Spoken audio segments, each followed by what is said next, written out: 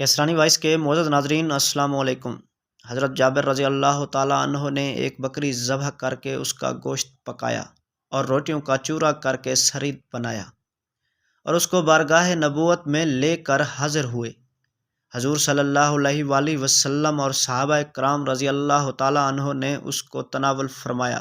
جب سب لوگ کھانے سے فارغ ہو گئے تو حضور صلی اللہ علیہ وآلہ وسلم نے تمام ہڈیوں کو ایک برتن میں جمع فرمایا اور ان ہڈیوں پر اپنا دست مبارک رکھ کر کچھ کلمات ارشاد فرما دیے تو یہ معجزہ ظاہر ہوا کہ وہ بکری زندہ ہو کر کھڑی ہو گئی اور دم ہلانے لگی۔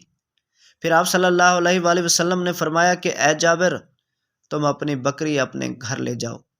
چنانچہ حضرت جابر رضی اللہ تعالیٰ عنہ نے جب اس بکری کو لے کر مکان میں داخل ہوئے تو ان کی بیوی نے حیران ہو کر پوچھا کہ یہ بکری کہاں سے آ گئی؟ حضرت جابر رضی اللہ تعالیٰ عنہ نے کہا کہ ہم نے اپنی اس بکری کو رسول صلی اللہ علیہ وآلہ وسلم کے لیے ذبح کیا تھا۔ انہوں نے اللہ تعالیٰ سے دعا مانگی تو اللہ تعالیٰ نے اس بکری کو زندہ فرما دیا۔ یہ سن کر ان کی بیوی نے بلند آواز سے کلمہ شہادت پڑھا۔ سبحان اللہ۔ ناظرین، ہماری یہ ویڈیو کیسی لگی اس کے بارے میں کمنٹ ضرور دیجیے گا۔ ہاں، اگر ابھی تک آپ نے ہمارا چینل سبسکرائب نہیں کیا تو پلیز اس ویڈیو کو لائک اور چینل کو سبسکرائب کرنا نہ بھولیے گا۔ Thank you.